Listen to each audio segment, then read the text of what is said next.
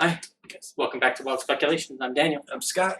This week we talk about Critical Role Campaign 2, Episode 136, Hell or High Water.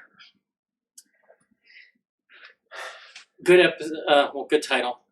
And while we didn't get the fight with Lucian we were hoping for, or really the Mighty Nine were hoping for, if we're totally honest, it was pretty good.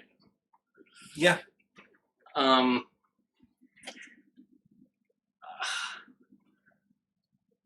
don't know how pleased to be with the opening of the episode, with some of the,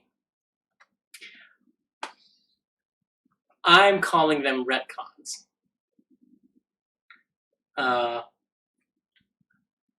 Because we didn't have them concurrently. And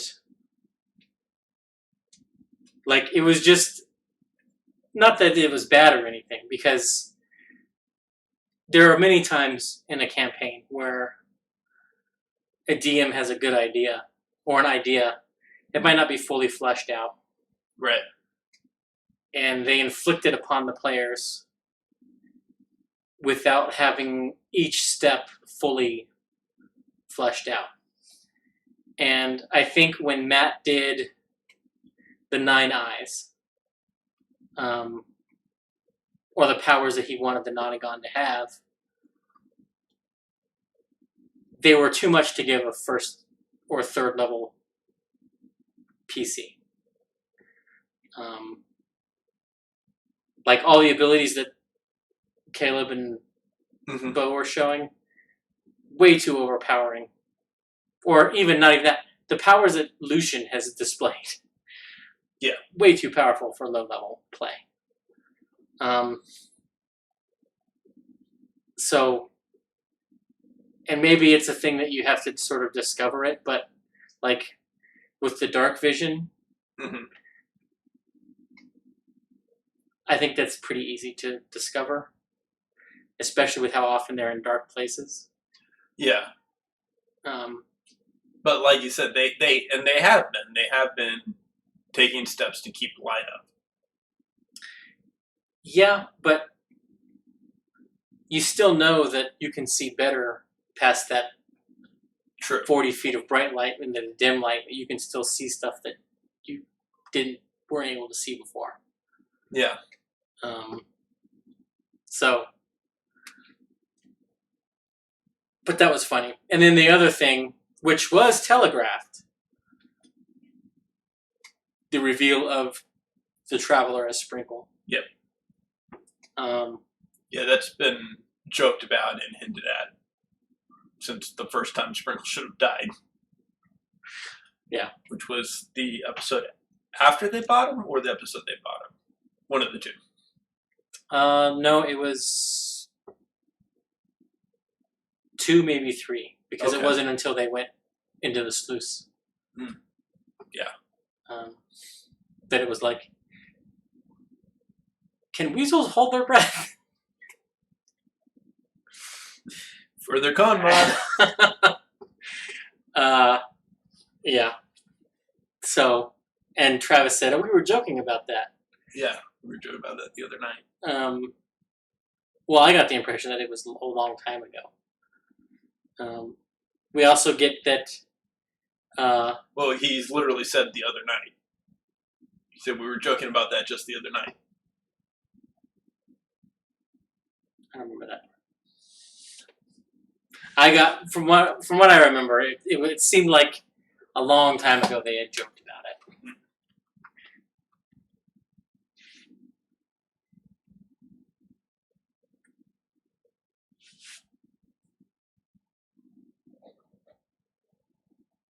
it. Yeah, Rose, the reason I call it a retcon is because there was no real foreshadowing. There was never, like, Matt never said you feel Sprinkle in your hood. Yeah. When she's talking to the Traveler. Like, if it was really always that. Yeah. Matt is the kind of DM that sprinkles that in. Pun intended. Yeah. So that's why I say it was a retcon. I don't think it was initially, but I don't think it was like just this episode he decided to do that. I think it's been that for a while. No, I think so. Here is the timeline of events as I see them unfolding. Okay. Matt,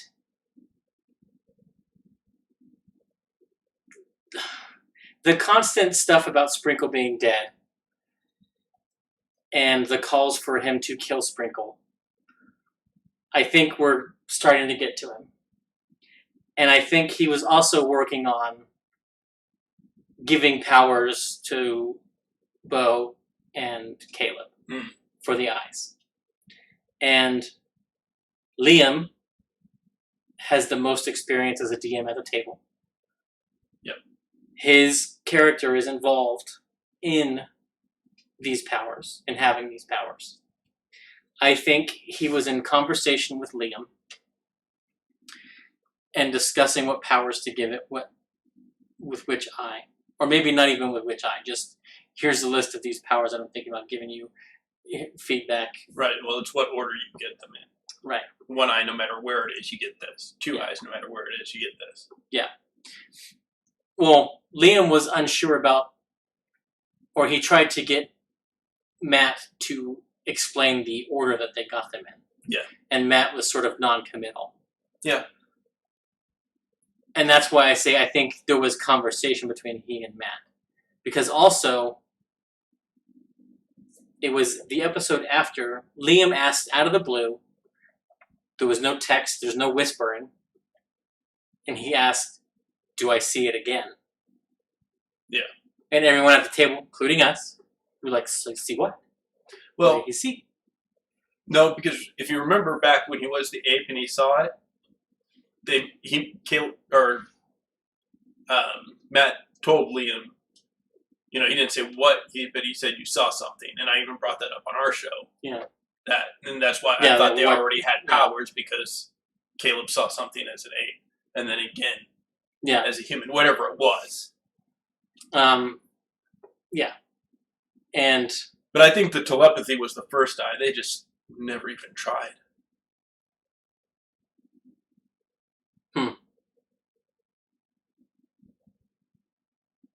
And I think the illusion was the second eye, because Caleb has already established that it was going on at least since the second eye, because the first time he saw it was with the second eye. Yeah. And the dark vision was the third eye.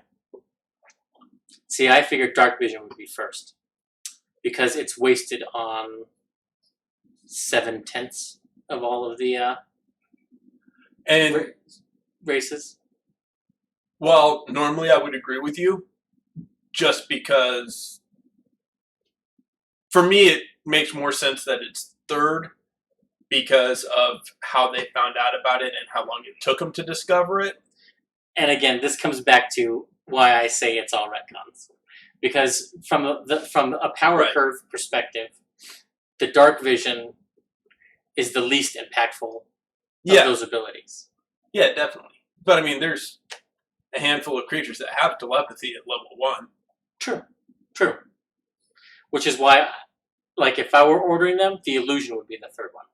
What I'm wondering is if the dark vision would be extended further. If you already had it. Because the two people that have it are ones that wouldn't normally have it. That's true. They're humans. If Ford or Jester had gotten the eyes, would they now have superior dark vision and 120 feet? Or would it just add 30 and be 90 feet? Because at that point, that gives it a reason to be third. And if it is that way, then yes, you are correct. It's the third one. So that's how my brain worked it out. The other thing I want to say about this whole conversation, with the least impressive part being that Sprinkle is a god,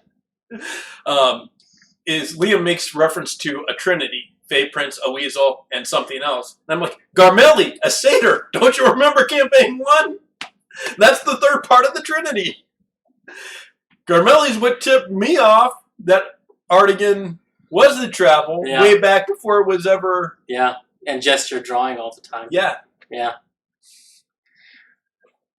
Yes, I didn't even think about that. So yeah, good catch. Yes, that's the third part of the Trinity: a satyr, a weasel, and a fey prince.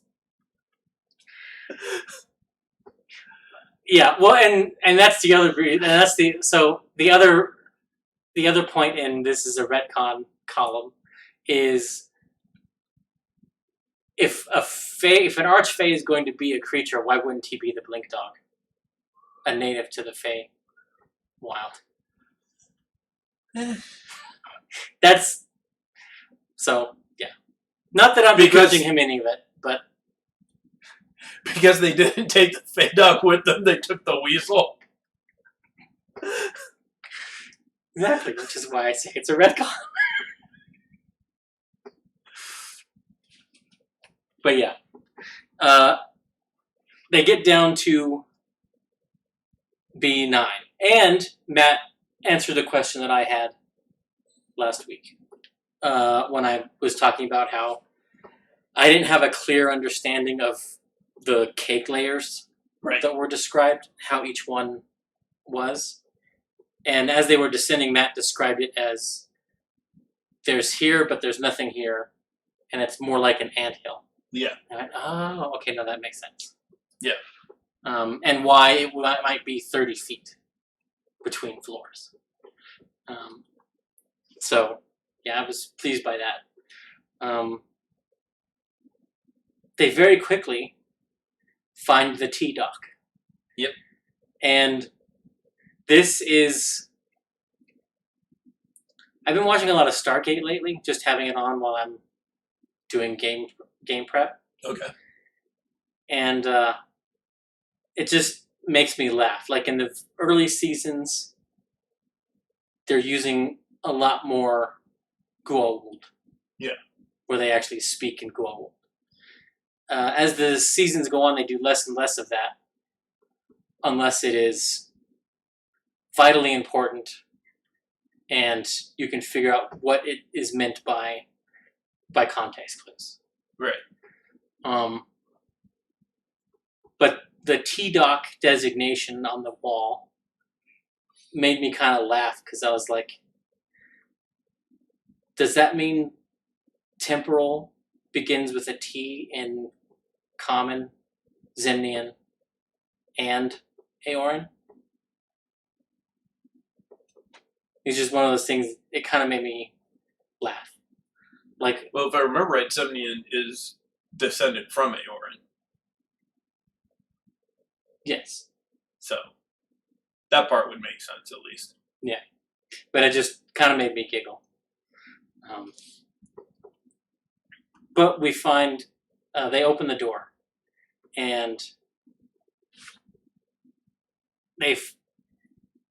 we now have the first seeds of Caleb's version of Flashpoint. Yeah. Matt has now dangled time travel officially. Yep. Into the campaign. And also, I was wondering if that was the origin of the Echo Knights. Yes. Yeah. I'm almost positive, because they refer to it as an echo. Yeah. And their initial experimentation is only a few seconds back.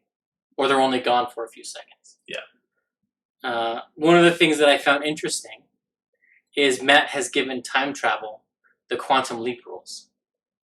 Yeah. Where you can jump through time, but only in your lifetime. Which means, what does that do for consecution?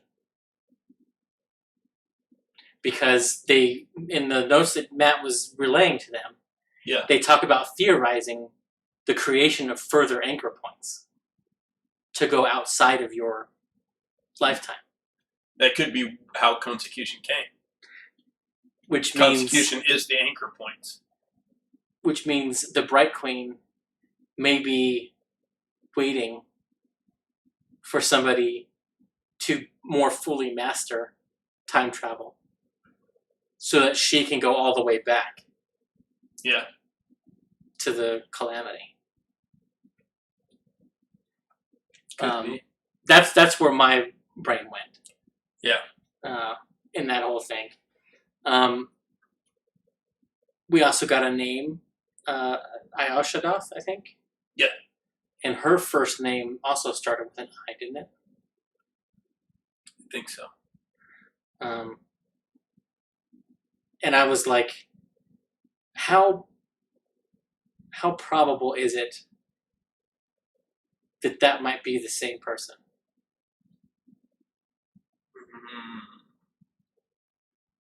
I don't know. Because she may have just changed her name when she went to the dynasty. So, yeah. Because it seems like Aor was destroyed when they started messing with time.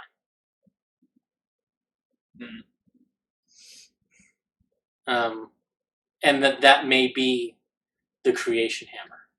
Maybe consecution is what led to the destruction. Because they obviously fiddled with time for a bit to get to the point where they would.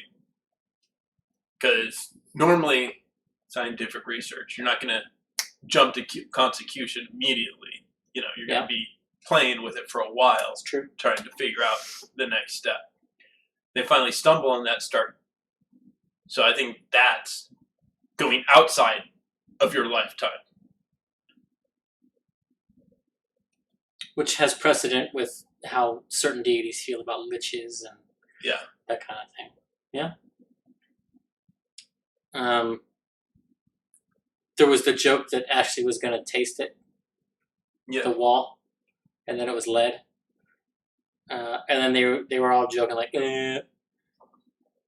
But I was like, how would you do that mechanically? Is where sort of my brain went. Yeah. And I think you have to sort of be keeping track of it separate.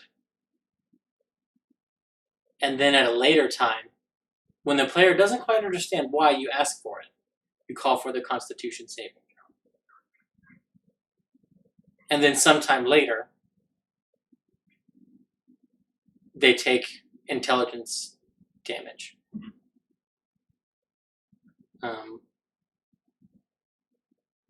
Because I was thinking about that. I was like, how would you do that? And would it be a disease, a poison? Like how? I think it would be a poison. Yeah. So would lesser restoration then get rid of it? Yeah.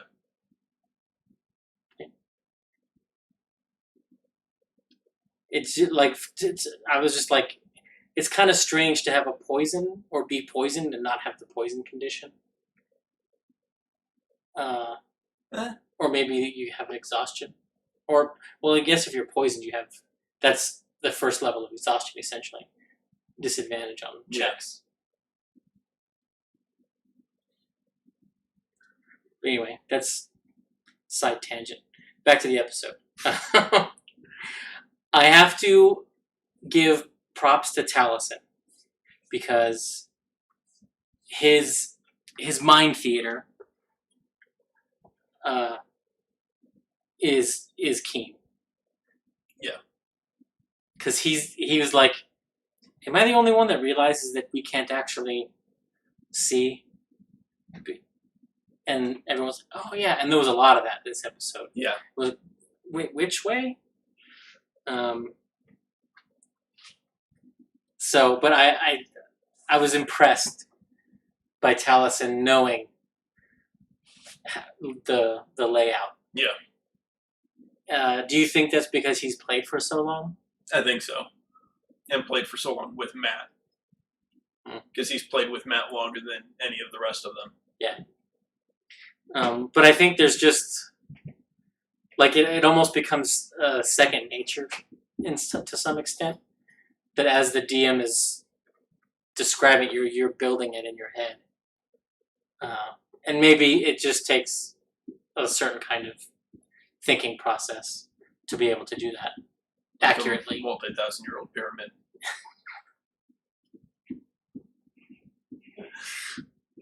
Yeah. I also enjoyed Sam, because, well, this is one of those, was it Sam or was it Veth? Telling Ford, Marine layer! Marine layer! No! And we talked about that was a problem in the design. And that kind of razzing at the table, I think, is indicative of problematic design. I think the easy fix for it is a number of creatures up to their charisma modifier or proficiency modifier, since that's a big deal now in a lot of the most recent design spaces. Right. Are immune, can see through the fog, and just take away the must be adjacent. Or if you want to confine it to a radius 30 feet. Because most of your party is going to be within 30 feet of you in a combat map. We'll see if that gets a change. Matt has changed the Cobalt Soul Monk several times. Yeah. Yeah. The Blood Hunter as well. Yeah. Well, the monk in play. Yeah. Like Mauritius had updates 3 times, I think, over the course of this campaign. Yeah. Where the Blood Hunter was designed before the campaign and was changed intermittently. But I don't think when Taliesin was playing Molly, I don't think there were any changes to it. There was one set. One? The final set of changes happened while Molly was being played. Okay. So, alright. Or just after. Either right near the end or something, because that's when it switched from a wisdom-based character to an intelligence-based. Okay. Because when Molly was made, it was wisdom-based. That's where you had the higher wisdom than any of the other mental stats.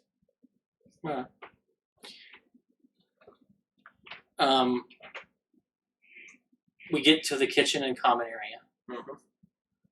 And Matt committed a very common mistake.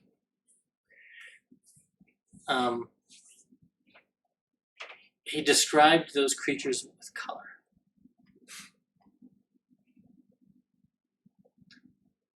She had no light. Yeah. Dark vision says you see in black and white. Yeah.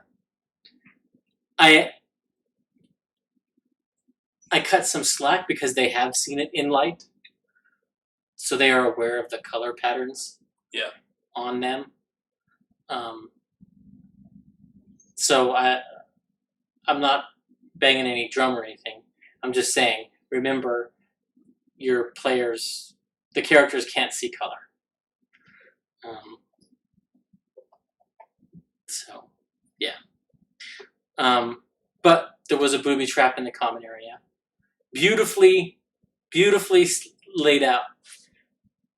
The trap was beautifully set by Matt. Yes. You see a plaque, you can't make out the letters. And it goes, well, you have to get closer. Okay, we get closer. All right, make a perception check. Yeah, you see it reads this. He gives them confirmation you're going the right way. To get them, oh yeah, they're elated. And he says, and also you see this. And as he's describing, you just see each one of them come to realization at different moments. Oh, the smile on my face just went so wide. I was like, yes, I knew it! And boom. And I love the later line of Lucian when he's talking to them and he's threatening to set off both. And he says, you will bleed from your memories. And I'm like, that is such a good line. Yeah. It was a bluff, but I don't think it was a bluff. I think it was. If they would have dispelled one or done anything, he would have set him off. But they didn't. they let him monologue, and then See, I think it was a bluff, and the monologue was to give Creed time to set the portal. Because if those had both gone off, they had attacked Creed, then wouldn't have gotten to the portal, wouldn't have gotten to the astral plane. well, unless Kree is resistant, Possibly. and damn, now I wish I would have checked it. I think resistance, you can get resistance to psychic damage, but it might just be, I might be wrong. It might just be elemental. The resistance cantrip. It gives you resistance to a damage type. Yeah, maybe. But it might only be elemental damage. I don't remember offhand. I don't either. Which would explain why she survived and the others didn't. Yeah. I assumed it was just because her wisdom, and Well, that too. she made the save. Yeah.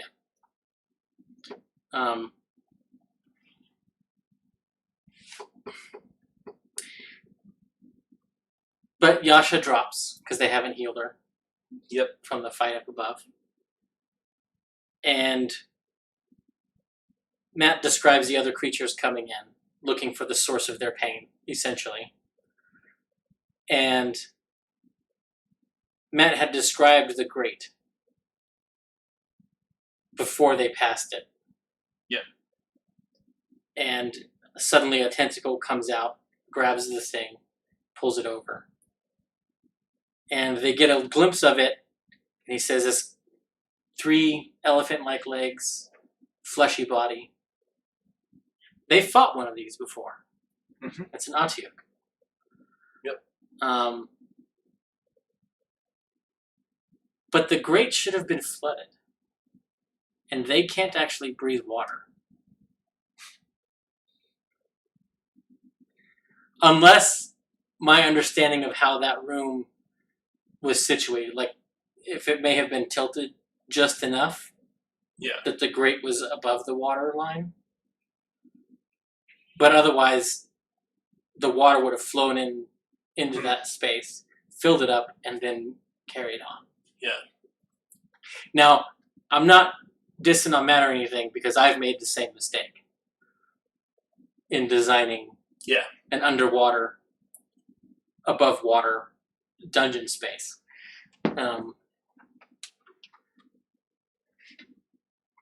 And when one of my players called me on it, I was like, I quickly described a little hole over there. That's keeping the water level here where I said it was. There's a drain just over there. Yeah. So, yeah. But they're like, we're just going to leave that alone. Yep. Which is smart. So another point to talk about is the wall of force. Okay. Matt didn't ask for clarification, and Liam didn't think to describe exactly where he was placing the wall. So it is open to possibility that he left a small gap at the bottom of it to allow water to flow. Yeah. But otherwise, the wall of force should have stopped the water from flowing. Yeah. And began to flood the tunnel. To my mind, anyway. Yeah. Which would have turned up the tension. But did it really need to be turned up? I think so, because the wall of force essentially takes those monsters out of consideration. Now they're just dealing with the Intuit charges. But if the water is filling up, right? If the tunnels, they have to get closer to remain in the air. Yeah. To remain. Now, all it would have meant is forward cast underwater breathing 10 minutes sooner, 15 minutes sooner. Because if he had done that, then they could just hide out and the water rising doesn't matter. Yeah. But it's just one of those, another knob. And then when the wall of force disappears, now they make a strength save. Yeah. Or they get sucked out. That would have been fun for Caleb. Exactly. But like I say, it's because the Wall of Force spell doesn't say it has to be on the ground. It can be suspended. It can be almost any configuration you want, including a sphere or a dome. So, like I say, it's easily, we can say, retconnable. Yes, exactly. But they have the other two Intuit charges and dispel them, collect them.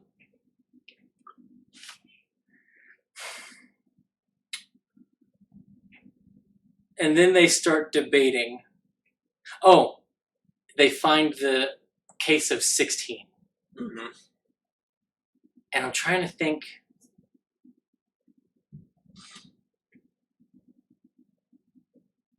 I'm trying to think of a movie that reminded me of. And I can't think of what it was. I can't picture who's in the scene, but I feel like I've seen that scene before. Huh. Your hero walks in, they open up a case of weapons that they're hoping to find, and there's nothing there. And they're like, shit. Where are all these things, and how are they going to kill us?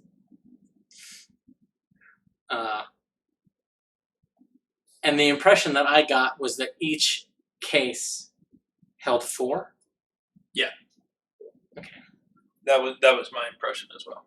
Yeah, which means the loot drop is a case containing 1d4 Intuit charges. Yeah. So, yeah.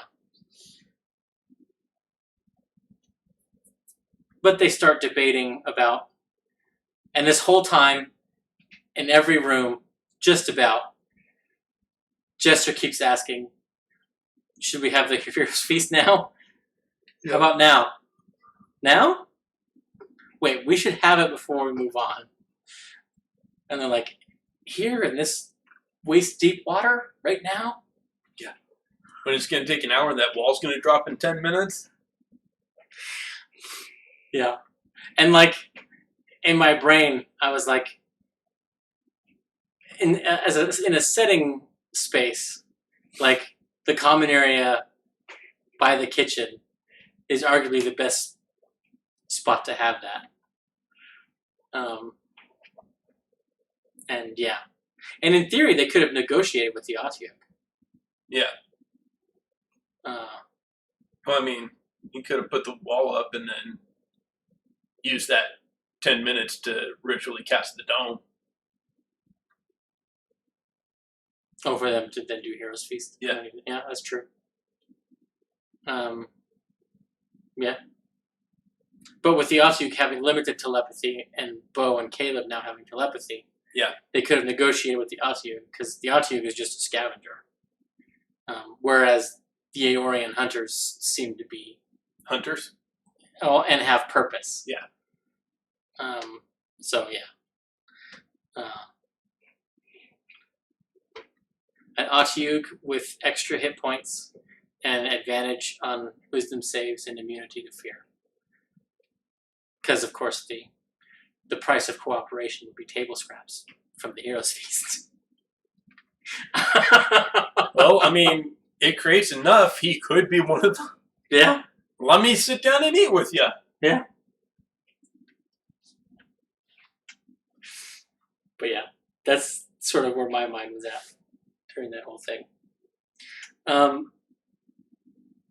But their debate is interrupted by Lucian communicating to Caleb and Bo,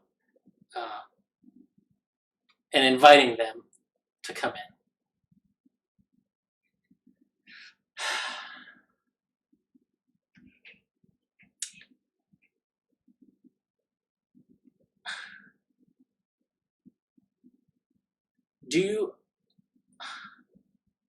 So it's next level.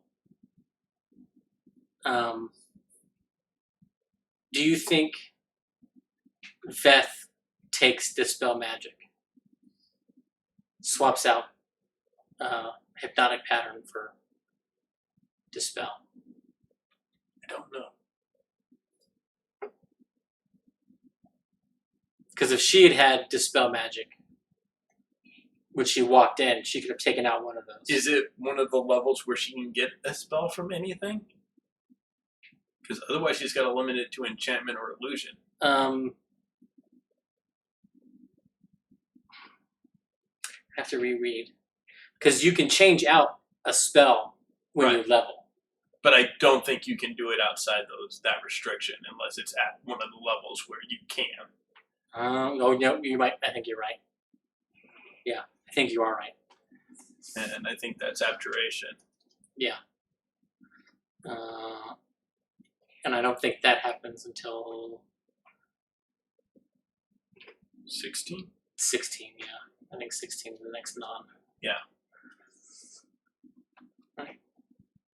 And 2 levels, she probably won't. Remember its usefulness? Yeah. It'll be the healer's feat. Well, they probably won't be facing intuit charges anymore, either. Oh, I mean, I don't know. 10d10 psychic is still pretty good at that level. Fair, it's true, yeah.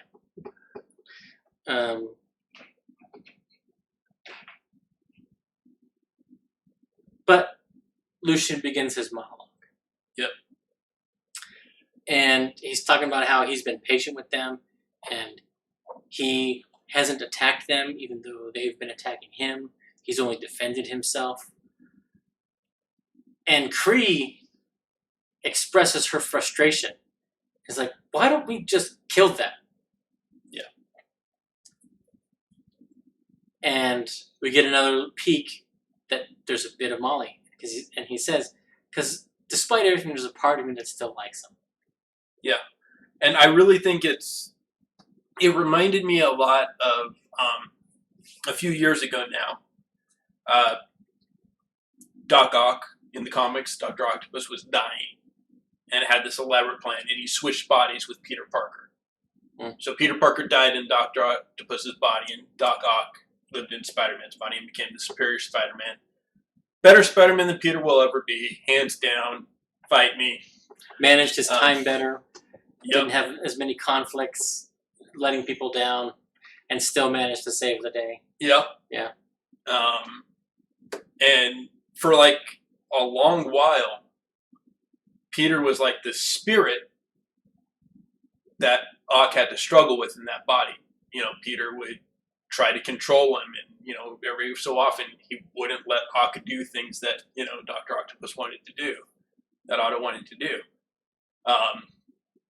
That eventually came to an end, and through a deal with the spirit of Peter. But that reminded me a lot of like the spirit of Molly fighting for influence over the Lucian in the body. So Lucian has control, but Molly's there and occasionally can exert influence and kind of be the conscience. Well, and this scene was the first scene where we've actually seen a physical reaction.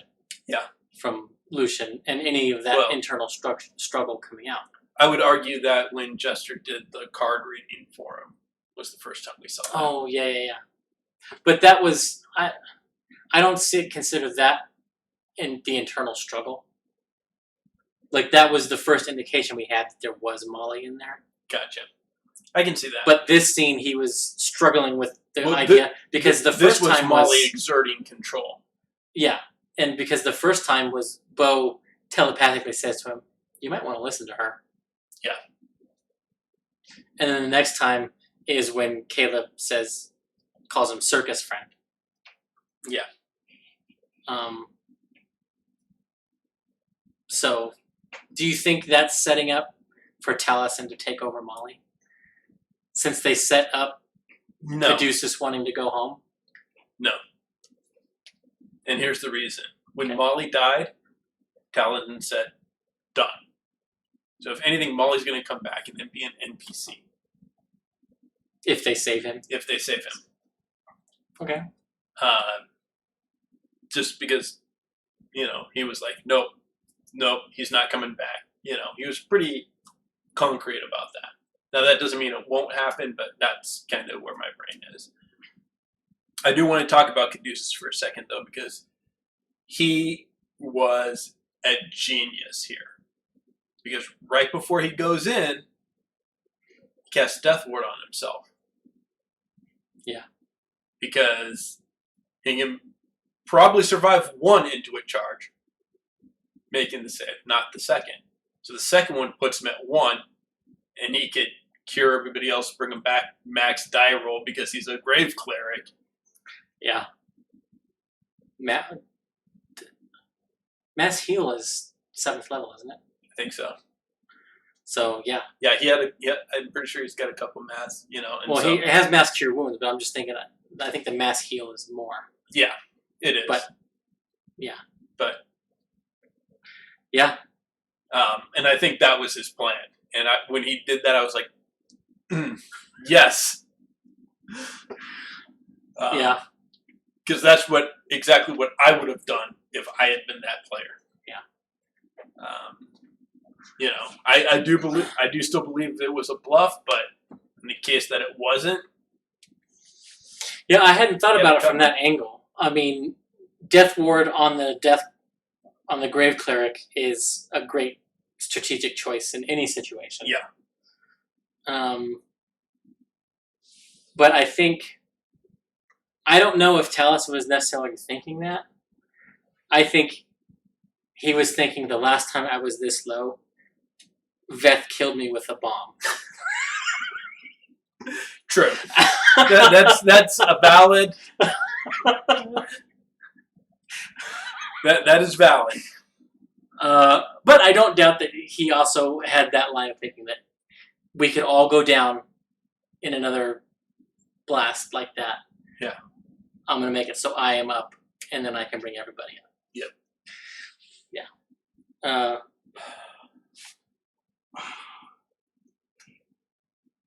And then on the reverse side, unfortunately, because Caleb doesn't know any kind of teleportation except for teleport and teleport circle, he blew his 7th level spell to turn into a sheep and get through the portal.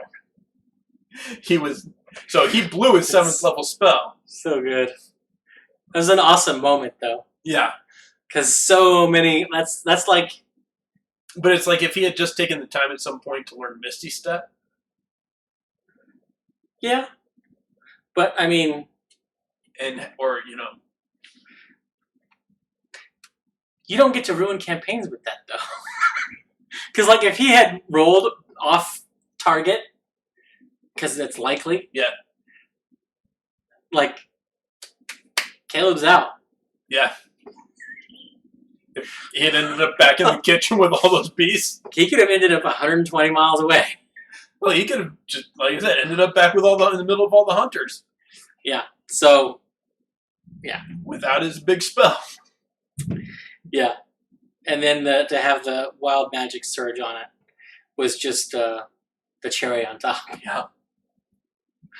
And we got quite a few surges in that battle. Well, I shouldn't say quite a few. Quite a few potential surges. Yeah. And 2 of them that went off. Veth reduced is now a tiny creature. Yep. And Sam, with the clutch move. Yes. Casting... Sam showing shades of Scanlan. Yeah. Cast Mage Hand. I'm just going to let it hover by that lever there. By the rod. Just inconspicuously says it. Just nonchalant. And then I'm just going to kind of crawl in. Yeah, we're good. Okay, my turn's done. Yeah. Jester gets caught. She's grappled. I pull the lever. Yep. Which brings up a potential interesting wrinkle. Because Kree and Lucian left that open. Do you think that's just because they can't close it? Or do you think that was their way out if the threshold crests were not enough to take the city? across. I think it's a matter of flipping the lever again. However, there's at least 2 groups that have been through there the past day. If Trent and his crew come, flip out those rods, it's no longer going to the astral sea. Yeah. I think leaving it open kind of guaranteed, or not guaranteed, but was some insurance that it would still be there. It's fair. Or they were hoping that at least Bo and Caleb would come because they have eyes and can be used in the ritual. Yeah.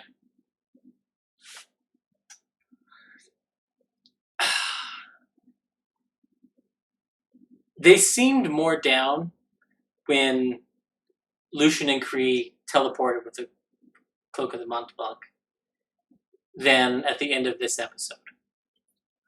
Do you think that was just because of Tiny Veth and Sheep Caleb had them laughing, that they didn't think about the fact that they're all almost dead, they have no hero's feast? Caleb's a sheep. For how long? They're in a tight spot. Yeah. With the Cognosa Ward bearing down on them. And Jester's worst nightmare about to come true. Yep. They didn't come out the gate swinging to take out Lucian. They didn't take him out. They didn't stop them. They are in the Astral Sea with the Threshold Crests at Cognosa. Like, there's not even any travel. It's right there.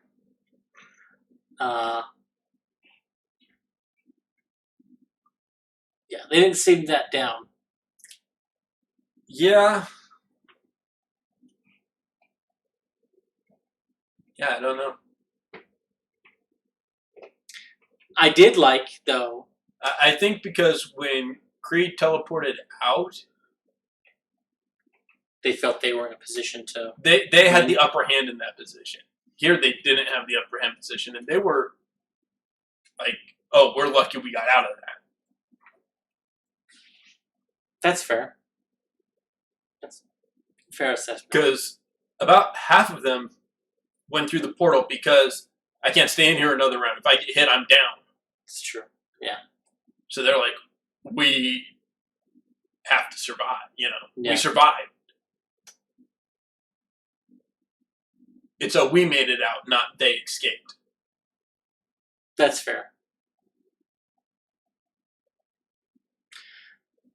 One of the things that I liked was the dangling silver threads off the city. If only there was a way for them to find which one was Usus. Just cut them off. Pull on it. Just start pulling the threads. Which begs the question, how do they find Yusa? Or anyone, or anything for that matter? Taliesin was joking that they would have a shopping episode. Yeah. And while he jokes about that, it's entirely possible they have a shopping episode. Or a scavenging episode. Yeah. Did you see the look on Travis's face when he said that? I loved it. It's just like I will fuck you up right here and now. Social distancing be damned.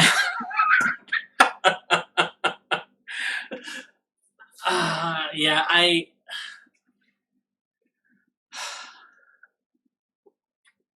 there was I just don't know. Yeah, Rose, it's rough because Matt usually makes it possible for social interactions. Yep. And if they are going to have any hope of finding Yusa, there has to be something. There has to be... Well, it could be they come across the people that all those strands are connected to, or some of them.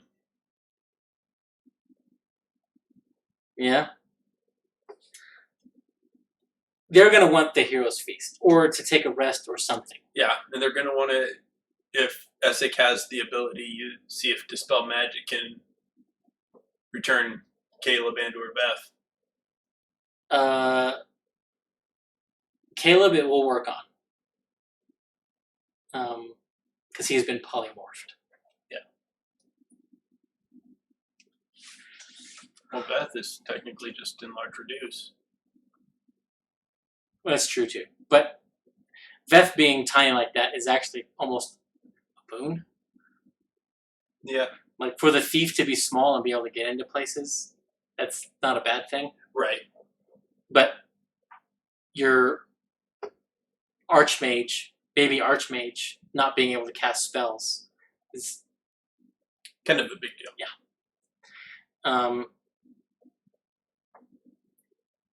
Can they find a spot to cast the dome to take a rest? Does Essek know the dome?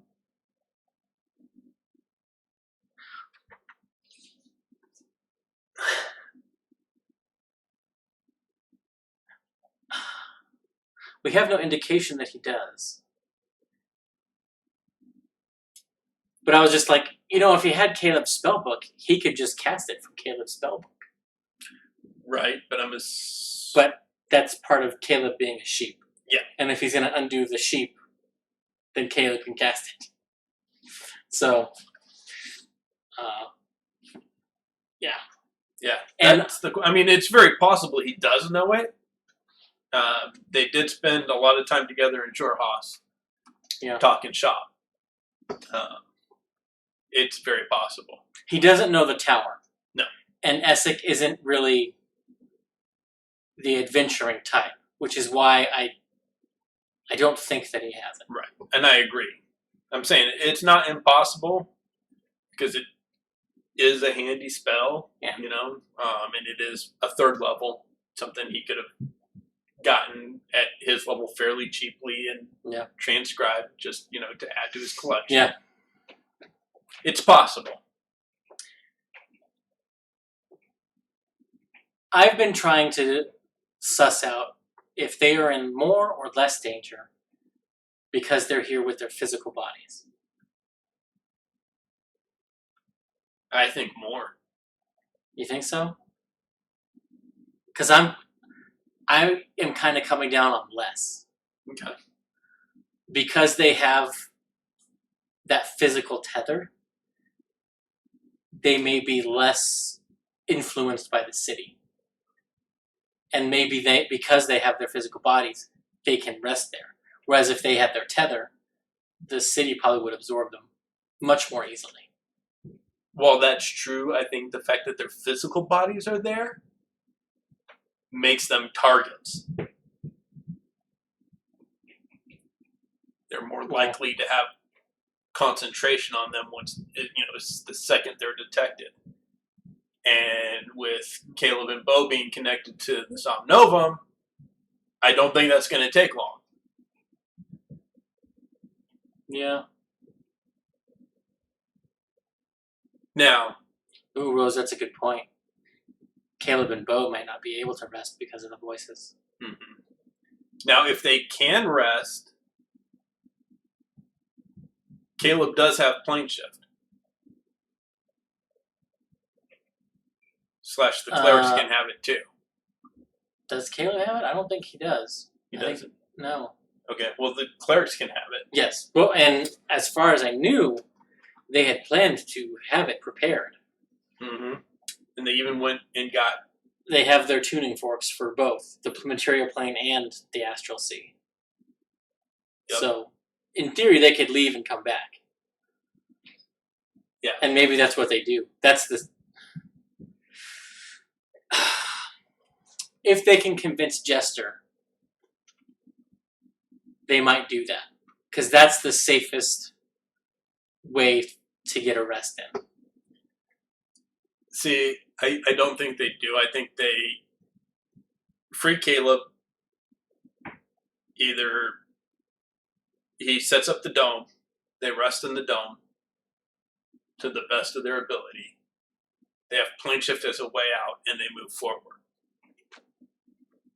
Okay. But yeah, I think they have to. At this point, they have to rest. It's going to be a TPK if they just push forward and don't rest. Yeah, they need at least a short rest so they can burn their hit dice. Yes. Caleb can arcane recovery. And then they have to beeline it for a threshold crest somewhere on the city. It doesn't have to be the one that Lucian's installing. It just has to be one that they can take out of the wall. Because even if they can't stop Lucian installing his, if they can take another one out, then that will prevent the city from transporting. Yeah. I think we'll see if there are any Illithid in the city. Yep. Because I speculated that that's who lived there. Think it'll be Bob?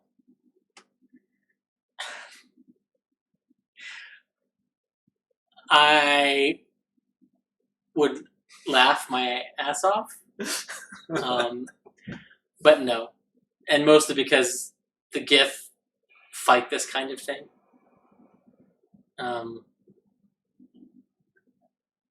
Although maybe that's the ally. Maybe that's the point of exposition. Yeah. That they need to help them through the city. Perhaps. So not impossible. And that would...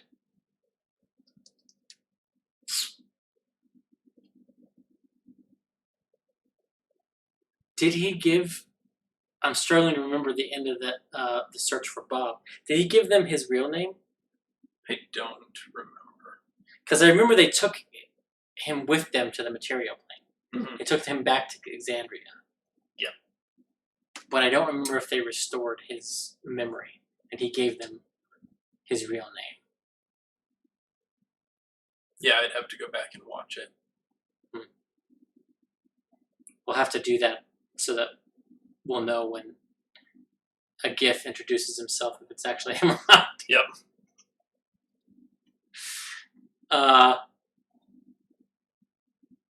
But they've been talking about how they feel more and more like we're coming up on the end. Yeah. And I can kind of sense that too. But with Matt dangling time travel at this point, and Vandrin, yeah, it makes me think we're not there. That this will go to level 20, and we will face the Tarask. So I'm hoping that's the case, but arguably them stopping the city from crossing over is a end to the campaign. Yeah. The Dano Moffat Caleb could be he spends the next 10 years trying to suss out the Dunamancy transmutation and disappears. And nobody knows. Yeah. Thanks. Taraska Riot Rose, yeah. And the denouement for Jester and Ford is they go find Vandrin and get married and have a kid and end up in a bar. Yeah. So, like, in theory, all these extra things that are in theory loose ends could be denouement. Yeah. Or how these guys finish or enter their retirement. Yeah. So, and they've got, if it goes another, 4 to 8 episodes, 14 episodes, say, that's 150 episodes. Right.